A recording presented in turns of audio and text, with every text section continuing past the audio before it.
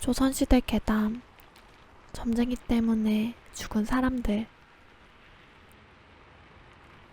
1623년 평안감사로 재직한 적이 있던 박엽은 군대를 잘 관리하여 그 명성을 떨치고 세력을 키울 수 있었다고 합니다. 그런데 그러던 중 박엽은 한 외국의 주술사에게 사람 1만을 죽여야 살 것이오. 그렇지 않으면 당신은 죽게 될 것입니다. 라는 말을 듣게 되었다고 합니다. 그 주술사는 점을 잘 치는 것으로 매우 이름이 높은 자였으므로 박엽은 이내 겁에 질려 떨게 되었고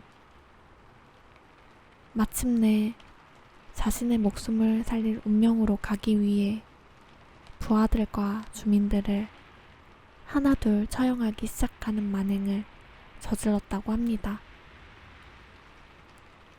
박엽은 1만 명을 죽인다는 목표로 사소한 잘못을 한 사람들도 모두 사형을 시켰는데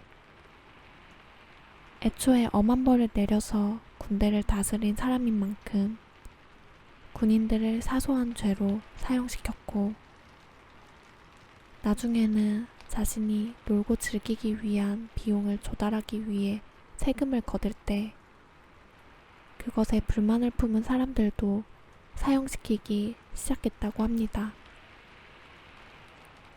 박엽이 닥치는 대로 사람들을 사형시키고 다니자 점차 평안도 주민들의 원망을 사게 되었다고 합니다. 때마침 조정에서는 김자점이 정권을 틀어주면서 반대 세력들을 처단하려 하고 있었는데 김자점은 반대파였던 박엽의 혹독한 형벌 집행을 문제 삼기 시작했다고 합니다. 결국 김자점은 박엽을 사형시켰다고 합니다. 박엽은 1만 명의 사람을 다 죽이지 못해서 자신이 죽게 되었다고 생각했는데 그게 아니라 박엽에게 죽음을 내린 김자점이 스스로 이름 대신에 쓰던 자가 바로 1만이라는 이름이었다고 합니다. 박엽에 대한 이야기는 청성잡기에 나와 있다고 합니다. 또 박엽에 관한 내용 자체는 반대파가 박엽의 죄상에 대해 과장시킨 측면도 보인다고 합니다. 이와 비슷한 이야기로는 세종대왕 시대에 광평대군의 이야기가 있다고 합니다.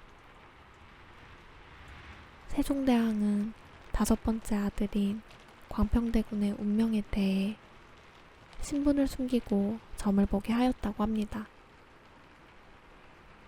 점쟁이는 점을 치는 대상이 광평대군이라는 것을 전혀 모르는 상태로 점을 쳤는데 그 결과 이 사람은 젊은 나이에 못 먹어서 굶어 죽을 운명이라고 예언하였다고 합니다.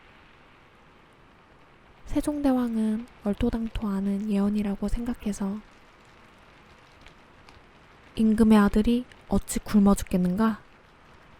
라고 하면서 역시 점을 치는 것은 미신일 뿐이라고 웃었다고 합니다. 하지만 그래도 만약을 대비해서 광평대군에게 사고팔 수 없이 영원히 유지되는 땅에 대한 권리를 내려서 결코 먹을 것이 부족하지 않도록 제도를 마련해 주었다고 합니다. 그러던 1444년 20세의 광평대군은 어느 날 밥을 먹다가 생선가시가 목에 걸리게 되는 일이 발생하였다고 합니다. 그런데 아무리 노력해도 이 가시를 뽑을 수가 없었다고 합니다. 결국 광평대군은 목에 걸린 가시 때문에 아무것도 먹지 못하고 괴로워하다가 굶어 죽었다고 합니다. 한편 조선 건국 초에는 복진이라는 사람이 여러 가지 주술을 쓰는데 능했다고 합니다. 복진이 스스로 점을 쳐보니 자신이 죽을 날짜를 알게 되었고, 또 점을 쳐보니 자신의 목숨은 임금에게 달려있다는 점괘가 나왔다고 합니다.